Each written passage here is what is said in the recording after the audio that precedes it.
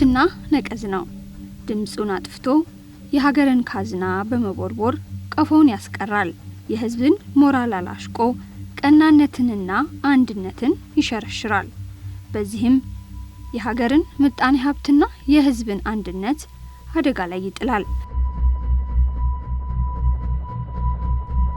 ከቅርብ ዓመታት ወዲህ ይሄው ሙስና በርካታ የዓለም ሀገራትን እየተፈታተኑ ከሚገኙት ግንባር ቀደም ችግሮች መካከል ተጠቃሽ እየሆነ መጥቷል። የኢትዮጵያን የእድገት ጉዞዋን እየተፈታተኑ ካሉ ችግሮች መካከል ሙስናና ብልሹ አሰራሮች ተጠቃሽ ናቸው። እነዚህን ችግሮች ለመቅረፍም በ1987 ዓ.ም የሲቪል ሰርቪስ ማሻሻያ ፕሮግራምን ተግባራዊ አድርጋለች።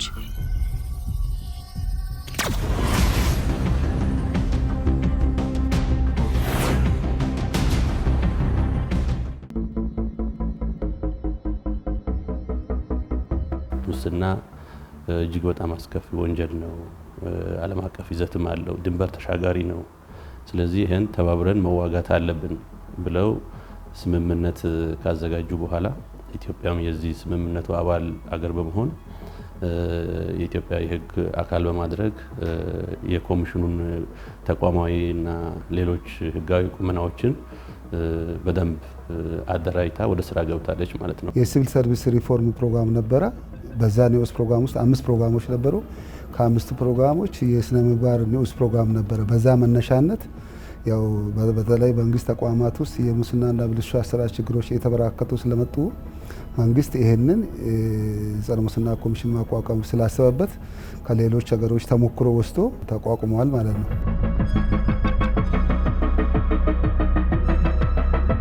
ሙስናና ብልሹ አሰራሮችን በሀገር አቀፍ ደረጃ ለመዋጋትና ለመከላከል የተለያዩ ጥረቶች ሲደረጉ ቆይተዋል።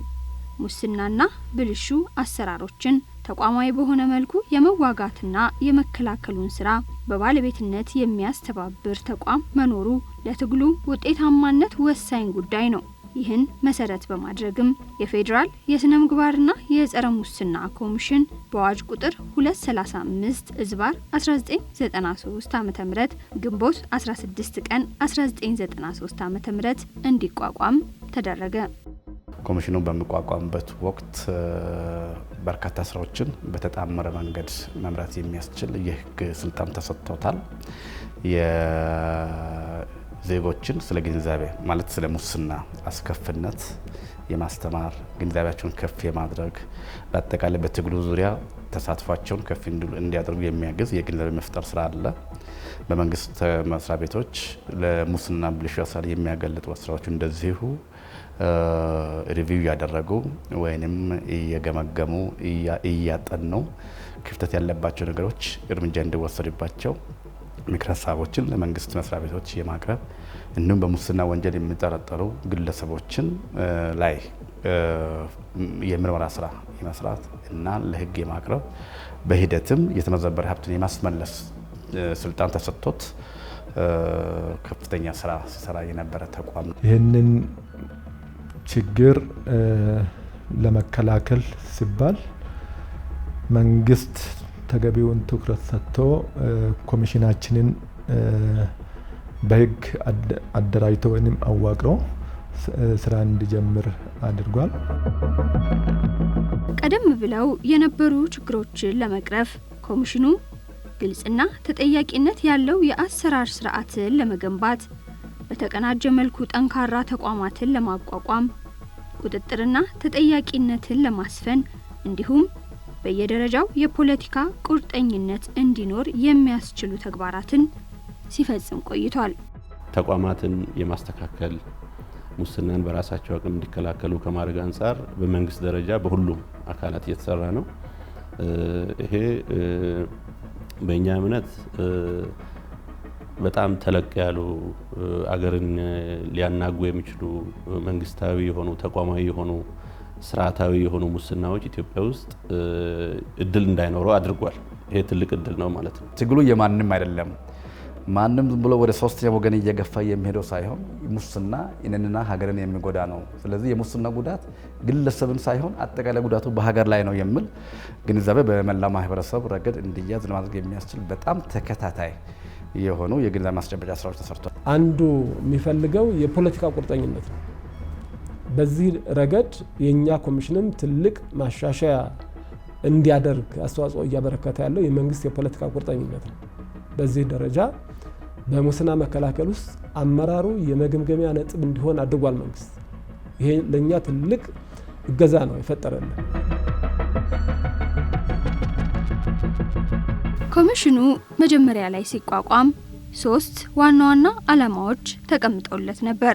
እነሱም የስነ ምግባር ግንባታ ትምህርትን ማስፋፋት፣ በመንግስት መስሪያ ቤቶችና የልማት ድርጅቶች ውስጥ ለሙስና የተጋለጡና ብልሹ አሰራሮችን በጥናት በመለየት ሙስናን መከላከል እንዲሁም የሙስና ወንጀሎችን በማጋለጥና በመመርመር ክስ መመስረት የሚሉት ነበሩ። ከቆይታ በኋላ ግን በአዋጅ ቁጥር 433/1997 መሰረት ማሻሻያዎች ተደርገውለታል። ይህ ምዕራፍ ከሞላ ጎደል ክስና ምርመራ ላይ ያተኮረ ምዕራፍ ነበር። ተጠያቂነት የበለጠ ሎ ኢንፎርስመንት ላይ ተጠያቂነት ላይ ያተኮረ ነበር ማለት ይቻላል። ሁለተኛው ከ2000 ጀምሮ እስከ 2008 ድረስ ያለውን ጊዜ ወስደን ብናይ ይሄኛውም እንደዚሁ ትንሽ ከሚሊኒየሙ መባቻ ጀምሮ የነበረ ጊዜ ነው። እስከ 2008 ድረስ የነበረው ጊዜ እንደዚሁ የሙስና እንትኖች እያደጉ እየጨመሩ የሄዱበት፣ ነገር ግን ሙስና መከላከል ረገድ ትርጉም ያለው ስራ ያልሰራንበት ጊዜ ነበር ማለት ይቻላል። የሙስና መከላከል ስራዎች አንደኛ በጥናት በሙስና መከላከል ጥናት፣ ሁለተኛ በአስቸኳይ ሙስና መከላከል ቀድመን በመድረስ ሂደቱን የማቋረጥ ሙስና ወንጀል ከመፈጸሙ በፊት፣ ሶስተኛ ደግሞ የሀብት ማሳወቅና ምዝገባ ስራችን፣ አራተኛው ደግሞ የጥቆማ የሙስና መረጃ ጥቆማዎችን የመቀበል የማስተዳደር ውሳኔ መስጠት የመተንተን ከሚመለከታቸው ጋር በቅንጅት የመስራት እነዚህ በሙስና መከላከል ስር ውስጥ ያሉ ናቸው። ስለዚህ እነዚህን ይሰራል። ሶስተኛው ደግሞ ፒውርሊ የሙስና ወንጀል የሆኑ ጉዳዮች የምርመራና የክስ ስራዎች ያከናውን ነበር። ይሄ እስከ ሚያዝያ 2008 ዓመተ ምህረት ድረስ እነዚህ ስራዎች ሲከናወኑ ነበር። ሚያዝያ 24 ቀን 2008 ዓመተ ምህረት የፌዴራል ጠቅላይ አቃቢ ሕግን እንደገና ለማቋቋም በወጣው አዋጅ ቁጥር 943/2008 መሰረት የሙስና ወንጀል ምርመራ ተግባር ለፌዴራል ፖሊስ፣ የሙስና ወንጀል ክስ ምስረታ ደግሞ ለፌዴራል ጠቅላይ አቃቢ ሕግ እንዲተላለፍ ተደርገዋል። በአዋጅ ቁጥር 943/2008 በግልጽ ለነዚህ አካላት ሁለቱ ስራዎች ሄደዋል ከኛ ማለት ነው። በዚህ ማሻሻያዎች ላይ ትኩረት ተደርጎ በአዋጅ ውስጥ የተደረገው ኮሚሽኑ በስነ ምግባር ግንባታ ላይ በትምህርት ስነ ምግባር ግንባታ ላይ እንዲያተኩር፣ ሙስና በብቃት እንዲከላከል፣ ሙስና ከተፈጠረ በኋላ ክስና ምርመራን በሌላ አካል ስለሚታይ በዚህ ረገድ ያለው ነገር በዋነኛነት ለኮሚሽኑ የተሰጠ ነበር ማለት ይቻላል። የፌዴራል የስነ ምግባርና የጸረ ሙስና ኮሚሽን እስካሁን ድረስ ዜጎች በስነ ምግባር የታነጹ እንዲሆኑ የሚያስችሉ የስነ ምግባር ግንባታ ተግባራት ላይ አተኩሮ ሲሰራ ቆይቷል። የሙስና መከላከያ ስልቶችን በመዘርጋት የተቋማትን ግልጸኝነትና ተጠያቂነትን ለማረጋገጥ ያስቻሉ ስራዎችን ፈጽሟል። የሀገርን ሀብትና ንብረት ካላስፈላጊ ብክነት በመታደጉ ረገድም የላቀ አስተዋጽኦ ማበርከትም ችሏል። ዋናው ማዕከል የሚያደርገው መንግስታዊም ሆነ ህዝባዊ ተቋማት ውስጥ ላይ ነው። ስለዚህ እዛው የሚሰሩ መሪዎች፣ ሰራተኞች አጠቃላይ የሙስና መከላከልን ስራ በተቋም ውስጥ መስራት የሚችሉት አንድም የግልጽነት አሰራር ስርዓት፣ የተጠያቂነት አሰራር ስርዓት፣ የህግ በላይነትን የማክበር ሌሎችም አጠቃላይ በውሳኔ አሰጣጥ ስርዓት አሳታፊ በሆነ መልኩ እየሰሩ ተቋማትን ግልጽና ተጠያቂነት ያለውን አድርገው እንዲሰሩ የማድረግ የቅድመ መከላከል ስራ በዋናነት እንዲሰራ ነው ሁለተኛው ጉዳይ ማለት ነው። አቀደን እንደ ኮሚሽንም ስነ ምግባራዊ አመራር ለተቋማዊ ተልእኮ ስኬት ብለን አስተሳሰብ ላይ እየሰራን ያለውን ስራ አለ።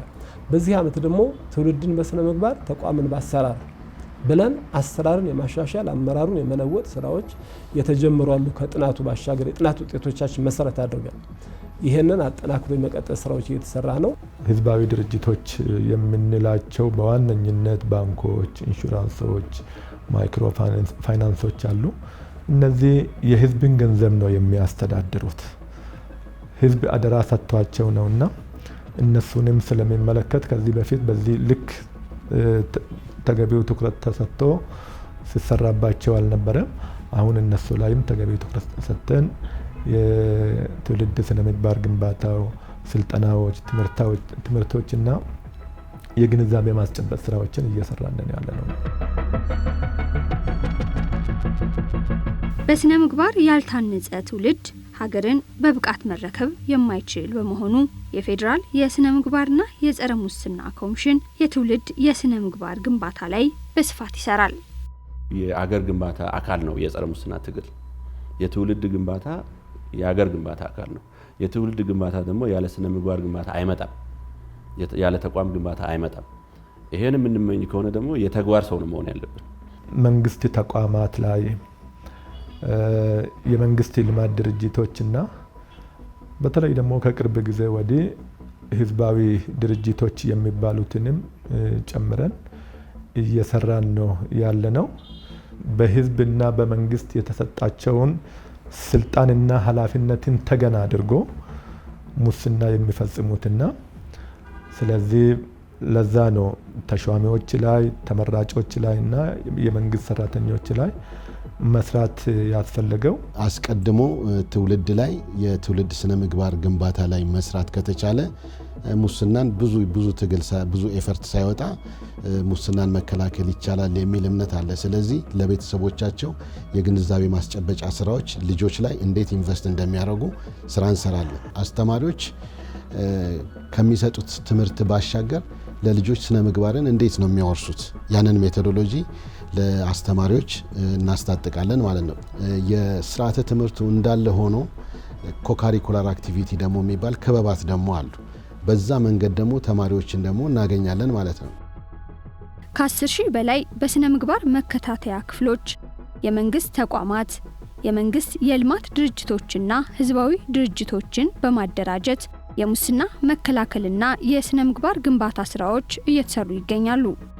በተጨማሪም የህብረተሰቡን ግንዛቤ ለማሳደግ በተለያዩ ማህበራዊ ሚዲያዎች መልእክቶች እየተቀረጹ የሚተላለፉ ሲሆን የጸረ ሙስና ንቅናቄዎችን ለማጠናከር በየዓመቱ በሚካሄደው የጸረ ሙስና ቀንም ለህብረተሰቡ ግንዛቤ የሚያስጨብጡ ስራዎች ይሰራሉ።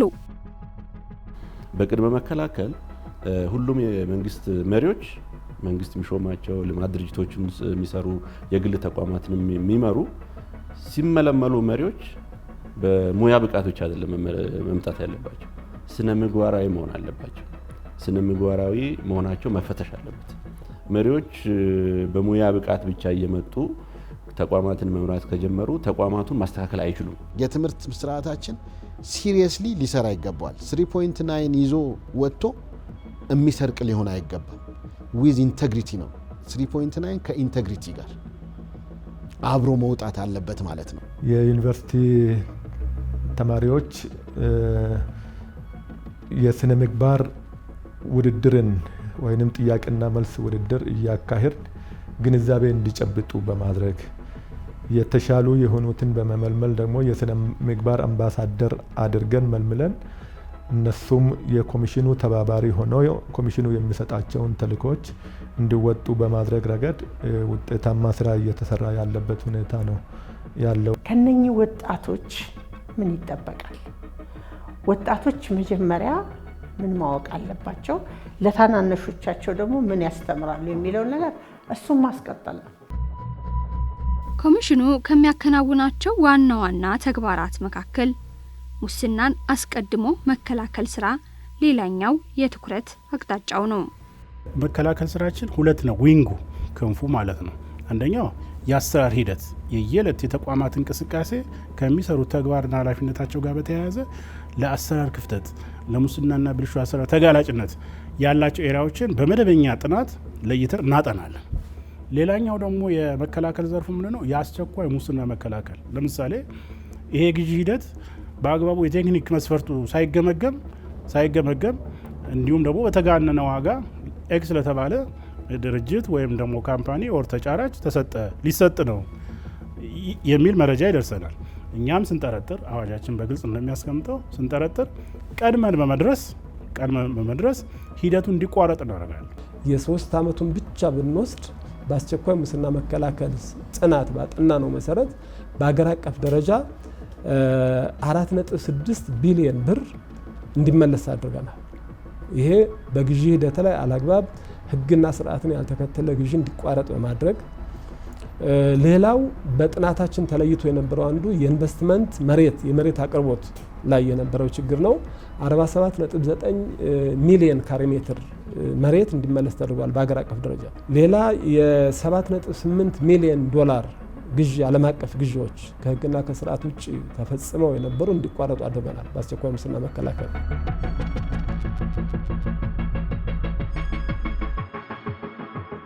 ማንኛውም ተሿሚ ተመራጭ እንዲሁም ደግሞ የመንግስት ሰራተኛና የህዝባዊ ድርጅት ሰራተኛ በአዋጃችን ላይ በግልጽ እንደተመለከተው ሀብቱን አሳውቆ ማስመዝገብ አለበት።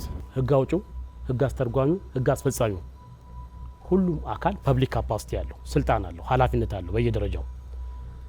ስለዚህ ይሄንን በየደረጃ ያለውን ኃላፊነት በአግባቡ ከመወጣት አኳያ በታማኝነት እያገለገልኩ ነው ብሎ ከሚያሰኙ ተግባራት መካከል የሀብት ማሳወቅና ምዝገባ አንዱ ነው። ባለፉት ዓመታት 96445 ሰራተኞችና የስራ ኃላፊዎች ሀብታቸውን አስመዝግበዋል።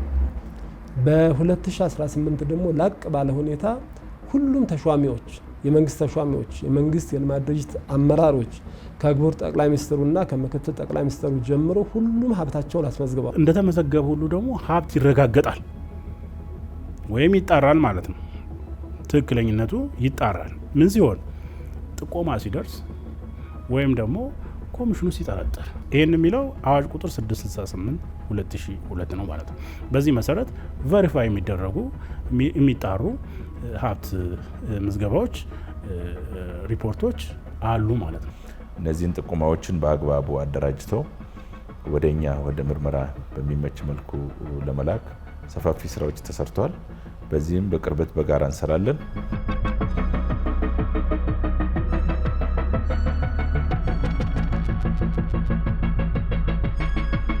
የሙስና መከላከል ስራችን ዘርፍ ተኮር አድርገነዋል። ዘርፍ ተኮር ማለት ለምሳሌ አንድ የግብርና ሚኒስቴር ብንወስድ ግብርና ሚኒስቴር እስከ ቀበሌ ድረስ አለታች ገጠር ድረስ ማለት ነው።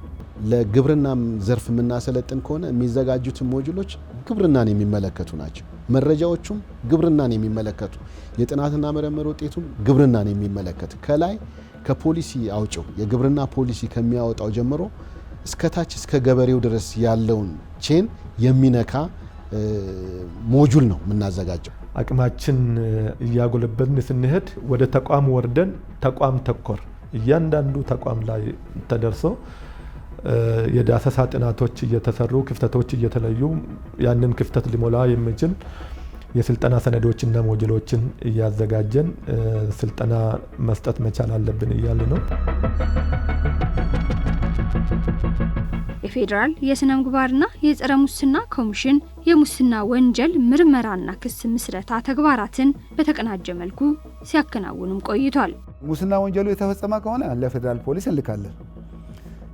ሙስና ወንጀሉ ሂደት ላይ ያለ ወደ ተግባር ያልተለወጠ ከሆነ ደግሞ እኛው ራሳችን ሰርተን ያ ነገር አጣርተን እንዲቋረጥ እናደርጋለን። 2018 በጀት ዓመትን ብናይ በአጠቃላይ ወደ 1600 በላይ የሚሆኑ መዝገቦችን በመዝገብ ደረጃ በዛ ውስጥ እንግዲህ አንዱ መዝገብ ላይ 30 40 ተከሳሽ ሊኖረው ይችላል። እነዚህ አይነት ጉዳዮችን መርምረን ተገቢውን ውሳኔ ለመስጠት ችለናል። ከዚህ ውስጥ ከ300 በላይ የሚሆኑ ክስ የመሰረትንባቸው መዝገቦች ናቸው እንደ አቃቤ ሕግ ስናየው።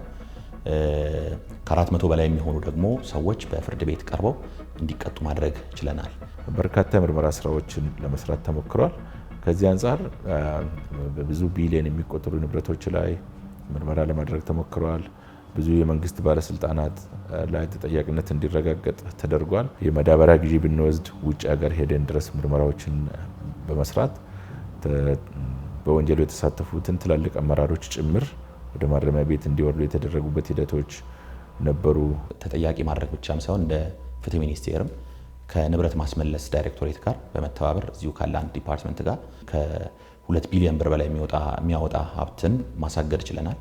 ከነዚህ ውስጥ ደግሞ ወደ 730 ሚሊዮን ብር በላይ የሚሆን ገንዘብ ደግሞ በፍርድ ቤት ተከራክረን እንዲወረስና ለመንግስት እንዲመለስ በዚህ ዓመት ማድረግ ትችላል። እንደ ሌሎች ተቋማት በሂደት ሳይሆን ዴይዋን ላይ ነፃ ገለልተኛ መሆን ያለበት ተቋም ኮሚሽኑ ፍትህ አካላትም ጋር አቃቤ ሕጉም ጋር ፖሊሱም ጋር ዳኝነቱም ጋር ሙስና ካለ በየትኛውም የስልጣን እርከን ላይ ሙሰኛ ካለ ያንን መርምሮ ከሶ የተመዘበረ ሀብት አስመልሶ አስቀጥቶ ለህዝብ ሪፖርት የሚያደርግ ተቋም እንደዛ ከሆነ እነዚህ ተቋማት በየተልኳቸው ቢሰሩ የኮሚሽኑን የሙስና ወንጀል ልዩ ባህሪ በዓለም አቀፍ ደረጃም በልዩ ባህሪ መሰራት አለበት አሰራር መሰራት አለበት የሚል ያለ ስለሆነ እንደዛ ከተሰራ ግልጽ ተልኮ ከተሰጠ ካልተደራረበ ተልኮ ቅንጅቱ የተሳካ ይሆናል የሚል ነው በህግ ማስከበር።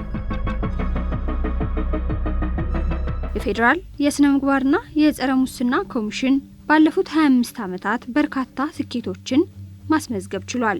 በቀጣይ ጊዜያትም ኮሚሽኑ ከሚመለከታቸው ባለድርሻ አካላት ጋር በመቀናጀትና በህብረተሰቡ ሙሉ ተሳትፎ ሙስና ስጋት የማይሆንባት ኢትዮጵያን ለመፍጠር እየተጋ ይገኛል።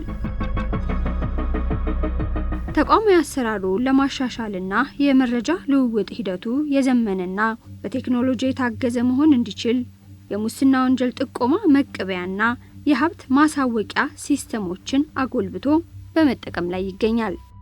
የሙስና መረጃ ጥቆማ ቅበላዎች ሙሉ በሙሉ በዲጂታል ሲስተም ብቻ እንደ ፌዴራል ስነ ምግባርና ጸረ ሙስና ኮሚሽን በዲጂታል ሲስተም ብቻ ከመቀበል አኳያ ትልቅ ለውጥ መጥቷል። በዚህም ለምሳሌ ከዚህ በፊት በወረቀት በአካል በስልክ ዜጎች ከተለያየ የሀገሪቱ ክፍል ጥቆማ ያቀርቡ ነበር። አሁን ዜጎች ባለበት ቦታ ሆነው በቀላሉ ስማርት ስልካቸውን በመጠቀም ላፕቶፓቸውን በመጠቀም ታብሌታቸውን በመጠቀም ጥቆማ ማቅረብ ይችላሉ። ይሄ በብዙ መልኩ ዲጂታል ገቨርናንሱን በእኛ ስራ በደንብ የሚያሳልጥ ነው አግኝተናል። ዜጎች ሳይቸገሩ ማስረጃ መረጃ በቪዲዮ በፎቶ በሰነድ ይልኩልናል። ዋናው ጉዳይ ከኛ የሚጠበቀው ይሄ የሚመጣውን ማስረጃ መርምሮ ከሶ ወንጀለኛውን አስቀጥቶ ሀብትም ከሆነ የተመዘበረ ሀብት ከሆነ አስመልሰን የህዝብን እርካታ መጨመር አለብን። አሁን ይሄ ይቀረናል። ስርዓቱ ከህዝብ ጋር አገናኝቶናል። ህዝቡም ደስተኛ ነው ይሄን ስርዓት በመጠቀም ከኛ ጋር ኮሙኒኬት ያደርጋል ሁሉም ያለ ምንም ገደብ። ዋናው ጉዳይ ግን አገልግሎት መስጠት አለብን። በዲጂታል ስርዓቱ መሰረት የሚቀርቡ የጥቆማ ስርዓቶች አጋዥ ናቸው። ይሄ የጥቆማን ስርዓት ደግሞ የሚመለከተን ተቋማት ወስደን ወደ ተግባር ደግሞ መቀየር ያስፈልጋል። ባለፉት 20 ዓመታት በሀገር አቀፍ ደረጃ ከ1.5 ሚሊዮን በላይ የህዝብ ተመራጮች ተሿሚዎችና የመንግስት ሰራተኞች ሀብታቸውን አስመዝግበዋል። ባጭር ጊዜ 2018 ግማሽ በኋላ ከ140 ሺህ በላይ ሰራተኞችና የሥራ ኃላፊዎች ሀብታቸውን በዲጂታል ሲስተም አስመዝግበዋል። ሌላ ክልሎችም እንዲጀምሩ ክልሎችም ጭምር ወደዚህ ስራ እንዲገቡ የማድረግ ስራ ነው የነበረው። አሁን ኦሮሚያ ክልል፣ አዲስ አበባ፣ አማራ ክልል እነዚህ አሰራራቸውን ወደ ዲጂታል ሲስተም እያስገቡ ነው ያሉት። ይህ እንቅስቃሴም እንደ ሀገር የተያዘውን የዲጂታል ኢትዮጵያ 2030 ግብን በማሳካት ረገድ ጉልህ ሚናን ይጫወታል። ያደጉ ሀገሮች የበለጸጉ ሀገሮች ሙስናና ብልሹ አሰራር የተከላከሉ ሀገሮች አሰራራቸውን ዲጂታላይዝ በማድረጋቸው የመጣ ለውጥ ነው። ይሄ በሁሉም ተቋም ዲጂታል ሲስተም ውስጥ እንዲገባ የተጀመረውን ስራ እኛም እያጠናን እየለየን እያቀረብን ነው። በዚህ ደረጃ የተሻለ ውጤት እየተመዘገበ ያለበት ሁኔታ ነው ያለው። አሁን ኢትዮጵያ ከያዘችው በ2030 ካለው የዲጂታል ፖሊሲ አንጻር የታጣጣመ ግልጽና ተጠያቂነት ያለው ስርዓት ለመዘርጋት እዚህ አካባቢ የቴክኖሎጂ አጠቃቀም አሰራራችን በደንብ ማሻሻል አለብን ብለን እንሰራለን። ተደራሽነታችንን ለማስፋት የበየነ መረብ ስልጠናዎችን እየተጠቀምን ነው። በቨርቹዋል ደግሞ ዲያሎግ ያለው ስልጠና ለበርካቶች በአንድ ጊዜ ለማዳረስ ይህንን ስትራቴጂ እየቀየስን ነው ማለት ነው።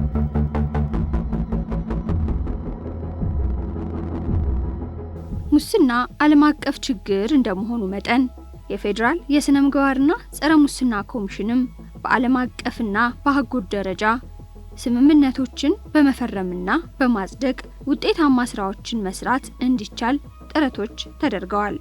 አንደኛው የተቀበለችው ስምምነት የተባበሩት መንግስታት የጸረ ሙስና ስምምነት በእንግሊዝኛ አንካክ የምንለው ነው። ይሄ ስምምነት በጣም ገዢና በዓለም አቀፍ ደረጃ ካሉ የጸረ ሙስና ስምምነቱ ዋና ተብሎ የሚወሰድ ነው። በአፍሪካ ደረጃ ያለው ስምምነት የሚባለው የአፍሪካ ህብረት አገራት የፈረሙት የጸረ ሙስና ስምምነት የመከላከያና መዋጊያ ስምምነት የሚባለው ነው። ይህንን ኤችሲፒሲ የምንለው ይህን ስምምነት ደግሞ በአፍሪካ በቀጠናው ያሉ አገራት እንዴት ሙስናን ተባብረው መታገል እንዳለባቸው የሚያሳይ ትብብር ነው። ባለፉት ዓመታት ከነዚህ አካላት ጋር በቅንጅት በመስራት ኢትዮጵያ የፈረመቻቸውን ስምምነቶች በቀጠናም ይሁን በሀገራዊም በዓለም አቀፍ ደረጃ በተጨባጭ ተግባራዊ መሆናቸውን ማረጋገጥ የቻልንበትና ከነዚህ አካል ጥሩ ስራ ሰርተን አገራችን ጥቅም ለማስከበር የሰራንበት ሁኔታ አለ።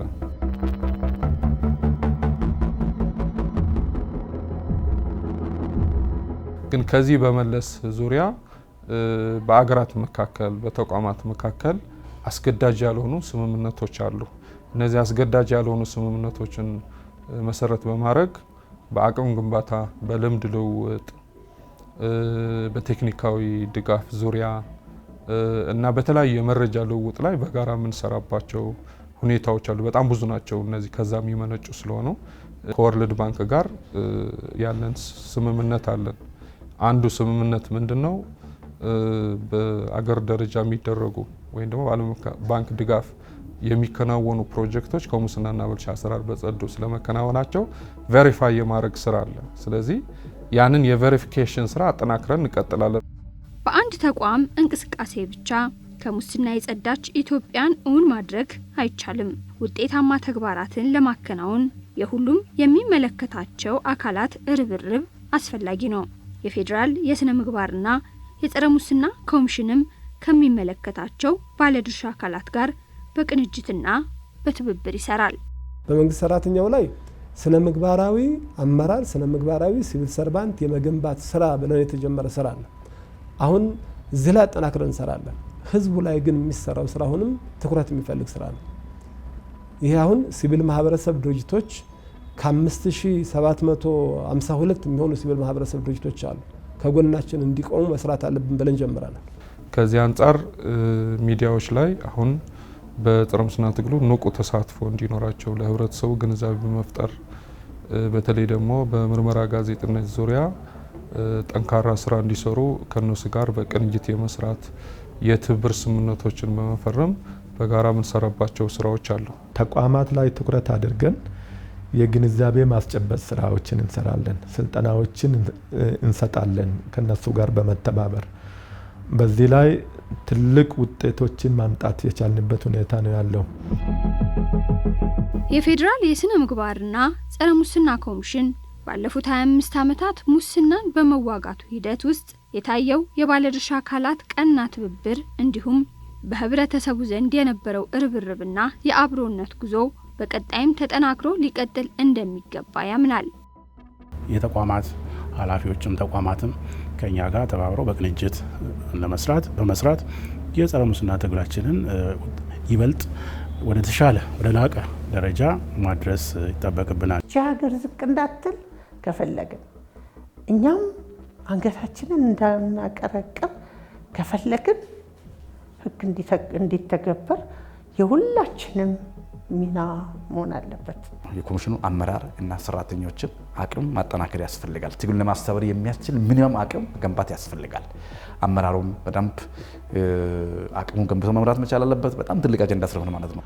መመርመር የሚችል መክሰስ የሚችል ማስረጃዎችንም ደግሞ መዝኖ ውሳኔ መስጠት የሚችል ፍርድ ቤት ጭምር ማለት ነው አቅሞች መገንባት በጣም ስለሚያስፈልግ መሰራት አለበት ብለን ነው የምናስበው። የምርመራ የክስ እንዲሁም ሀብት ማስመለሱ ስራ ከዚህ በፊት ኮሚሽኑ እንደሚሰራው ወደ ኮሚሽኑ ይመለስ፣ ተጠርነቱም ነፃ ገለልተኛ ይሁን፣ ህዝቡም ይሳተፍ። የሙስና የጸረ ሙስና ትግል የመንግስት ብቻ አይደለም፣ ሁሉም ባለድርሻ አካላት የሚሳተፉበት ነው። መንግስትም እንደ አንድ ባለድርሻ ነው መስራት ያለበት። የሃይማኖት ተቋማትም ራሳቸው በራሳቸው ስርዓት ዘርግተው ሙስና መከላከል አለባቸው። እዛ ውስጥም ችግር እየተፈጠረ ስለሆነ የሚዲያ ተቋማትም እንደዚሁ ሙስና መከላከል ስርዓት ዘርግተው መስራት አለባቸው። ሌሎችም ተፎካካሪ ፖለቲካ ፓርቲዎችም እንደዚሁ ሁሉም ዜጎች መሳተፍ አለባቸው። ይህንን ወንጀል ለመከላከል ለመመርመርና ተገቢውን ቅጣት እንዲጣልበት ለማድረግ የተቋቋሙ የመንግስት ተቋማት ግን በተለያዩ ምክንያቶች በሚፈለገው ደረጃ ጠንካራ የሆነ እንደ አንድ የሰውነት አካል አይደለም የሚሰሩት። ስለዚህ እሱን የመፍጠር ኃላፊነት ቀጣዩ ትልቁ አሳይመንታችን ነው። ሙስና በሚከላከለው ሙስና ተፈጽሞ ሲገኝ በሚመረምረው አንድ ደግሞ በሚከሰው መካከል ጥብቅ የሆነ ግንኙነት ማድረግ ይፈልጋል። በዚህ ረገድ ስርዓት ተቀምጧል። ለዚህም ተብሎ የተቋቋመ ብሔራዊ ግብረ ኃይል አለ። በዚህ እየተሰሩ ያሉ ስራዎች ቢኖሩም ሙስና በሀገራችን ካለው ችግር አንጻር ግን ገና ብዙ ስራ የሚፈልግ ነገር ነው።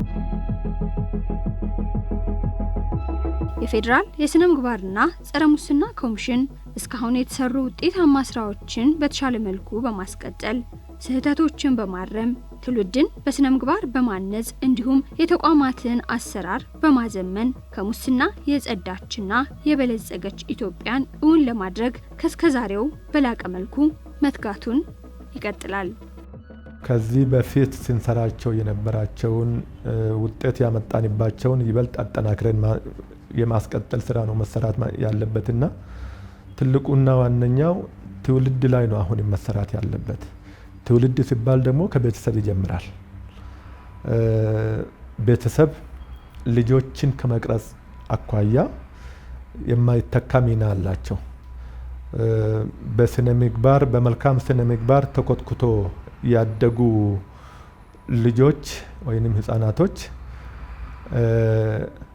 እቺን ሀገር ከሙስና የጸዳች በማድረግ ረገድ ሚናቸው እጅግ በጣም ወሳኝ ነው። ሁሉም ኢትዮጵያውያን የምንኮራባት ሀገር እንድትኖረን ከሙስናና ብልሹ አሰራር ሚዲያዎችም ሲቪል ማህበረሰቡም አጠቃላይ ህዝቡም ጭምር ሙስና መከላከል ላይ እጅ ለእጅ ተያይዘን ሁላችንም በጋራ መስራት አለብን።